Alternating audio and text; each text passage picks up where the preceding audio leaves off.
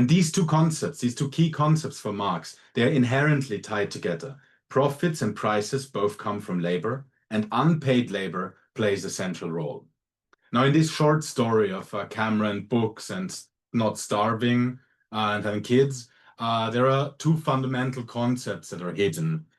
The first one is commodity values and reproduction costs. The exchange value of a commodity should have some correspondence to labor time in production and to market prices on the other hand. So this exchange value is what market prices gravitate around. Sometimes they will overshoot it because demand outstrips supply. Sometimes they will undershoot it, and sometimes a ship will be stuck in the Suez Canal and all prices go crazy. But there is a regulating gravitational center in the middle, which is exchange value. And this is something, of course, that we can test empirically. And the second one is competition. So when market prices do exceed labor values, is where market prices exceed exchange values really, is where above normal profits can be realized. So when there is more unpaid labor to be transformed into profits, that is something very attractive for capitalists, right? So this will induce more capitalists to invest in that sector, in that firm, in that way of production. And that intensifies competition, and that would drive down market prices again to the exchange value. And this regulating process is called the turbulent equalization of prices and profit rates.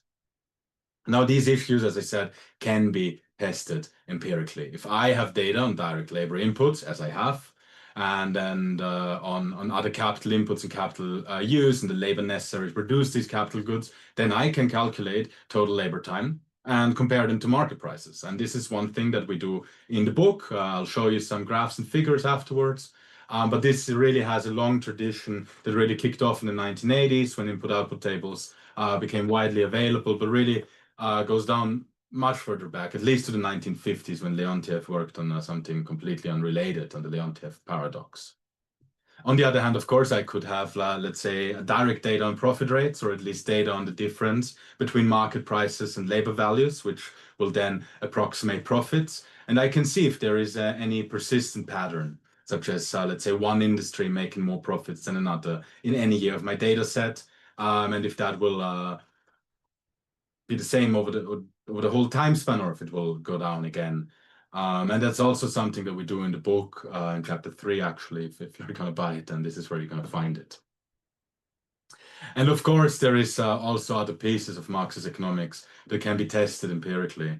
For example, the tendency of the profit rate to fall and the impact of counter tendencies, which appear in Capital's Volume 3, is a key question. There's a really good paper by Bazoum Manolakos from 2013, which again you will find here on the right-hand side. The idea that employment follows fixed capital investment, or that over-accumulation leads to crises. Later contributions to Marx's economics also include the theories of imperialism and unequal exchange, which we also describe and empirically analyze in the book, or as I said, the over-exploitation in the natural environment. But this brings us to a key question, that is like, what kind of data do we need? What kind of statistical methods can we use? And this very pointed question, is there Marxist and non-Marxist statistics out there? So let me take a step back here to describe what kind of data we need. As I said, one central proposition of Marxist economics is the labor theory of value, which is happening on two main levels. On the one hand, we have total labor time in production and reproduction. On the other hand, we have the equalization of profit rates between sectors due to competition. And now if we are able to bring labor values to any commensurable scale with market prices, or if we're able to calculate production prices by adding a general profit rate to both labor and capital, then we can test these two ideas. First, that market prices gravitate around production prices, that production prices gravitate around direct prices, labor values, and that all three are really good predictors for each other. And this is then a mix of computational analysis to estimate the price vectors, some linear algebra to throw in there, and on the other hand, of correlation analysis to find a meaningful relationship between them. The appropriate data source for this is an input-output table. Input-output tables record payments between industrial sectors. How much money did the steel industry pay to iron ore extraction? Or if we think about it the other way around, it records capital commodities between industries. So iron ore going from the iron ore industry to the steel production industries. And in Marxist terms, we call that circulating capital. These input-output tables are harmonized, so they close. And that means we can not only see that €1 worth of steel enters, let's say, the electronics industry as a machine, but we can trace it further. We can trace it through the whole system.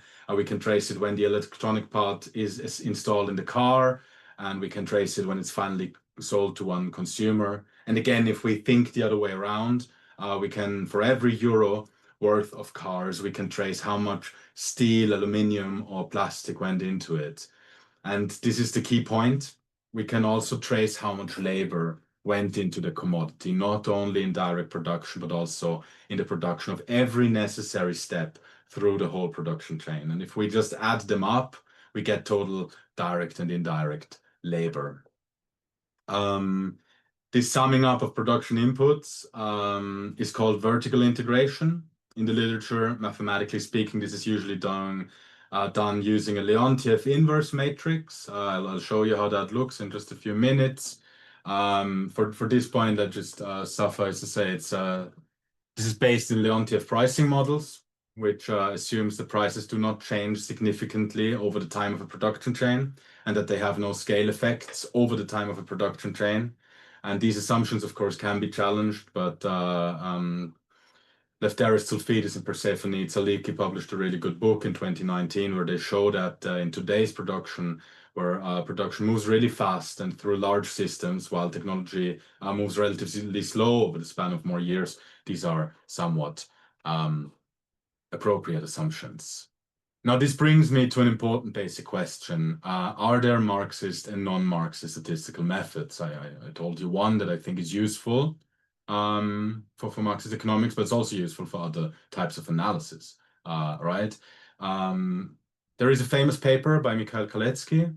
It's called Econometric Models and Historic Materialism. And in that, he argues that an econometric model can only analyze the past and only a momentary snapshot of the past as we perceive it right now, while the Marxist economic model also presumes nonlinear disruptions partially in the future, like crises or like revolutions, and that these expectations of the future have to be considered in the analysis of the present. He calls that a feedback relation.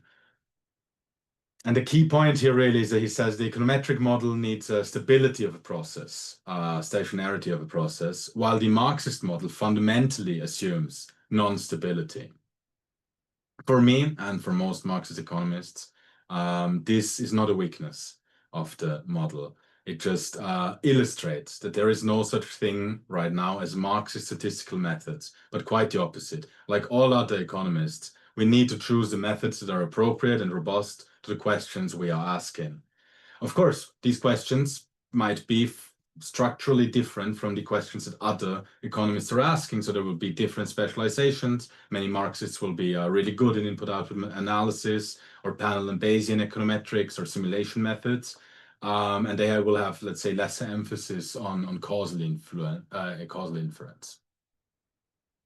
Right, so with that out of the way, I want to speak a bit about the role of the labor theory of value in Marxist economics, because it is only one part of Marxist economics. It's only one part that we can work with empirically, but it's a really important part. And it's a really important part for two reasons, historically speaking. And we can see that. We can see that because value appears extremely early in Marxist Capital at the beginning of Volume 1, and it remains a key question through the refinement and expansions in Volumes 2 and 3. It was also, by the way, a key question that was discussed by classical political economists like Adam Smith and David Ricardo. Essentially, every economist of the 18th and 19th century was obsessed with the question of value, as opposed to today where very few people speak about it. And to understand the centrality of value for classical political economics, we must understand the time that they worked in and the time that they tried to describe scientifically, which was the beginning of capitalist dominance in England and Western Europe. This was a time when the centrality of capital accumulation for economic development became obvious to any observer, because the production of commodities through wage labor turned from just one concept in production, which we had at least since the 15th century, to the one dominant mode of production that regulated all other, or at least the most substantial and really almost any sector of the production system.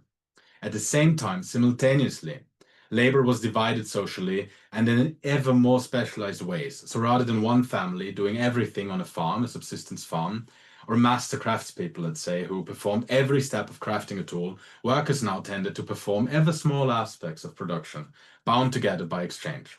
So the key question became the value that determines exchange on the average or in the normal case. And this underlying value is called the production price, or for Adam Smith, it's called the natural price.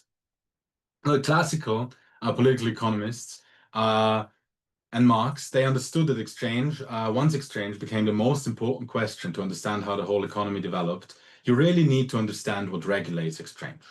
But there is a second reason why value theory is so central in Marx, because it marks the departure of Marxist economics from classical political economics. This, so the subtitle of Capital is the critique of political economy. And the critique of political economy is, in one important aspect, the analysis that surplus labor is a source of profit and therefore of accumulation. So Adam Smith, for one, he had provided a number of possible answers to the question where the exchange value came from. David Ricardo really zeroed in on labor embodied. But Marx not only continued in investigating the role of labor in determining value, but he argued for the first time that profits and really social surplus and thereby the growth of the system was determined by unpaid labor.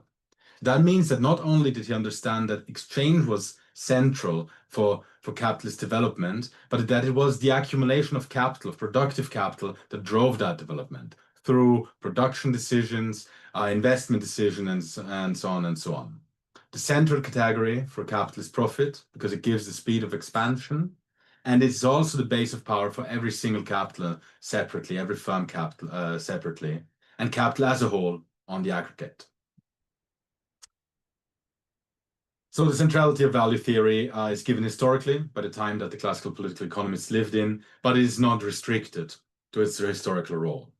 Value theory constructs for us now and today an abstract system skeleton of capitalism. And on this skeleton, real exchange and real relations are built. So value theory really reveals the underlying dynamics and the direction of the system. And labor values and then prices can be estimated empirically, but they are not observable realities. They do not form the totality of capitalism on their own. But if this sounds like a weakness of the concept, it is quite the opposite. If and when the production of value and surplus value is a regulating principle of production and reproduction in all of capitalism, then it doesn't matter how many layers of bargaining, strategic pricing, financial derivatives, or international patterns of domination you slap onto it. It is the binding principle for all investigations and subtopics. And it makes it possible for us, and this is a very useful thing for economists, it makes it possible for us to analyze these subtopics and investigations separately without them being isolated, because they're bound together by value theory. This is not just an intellectual technique. I could not just choose any issue and say, this is my binding principle now. I could not have a ground rent theory of value in the same. Because the core of Marxist theory is that economic growth and then social conflict are based in the last resort on value production.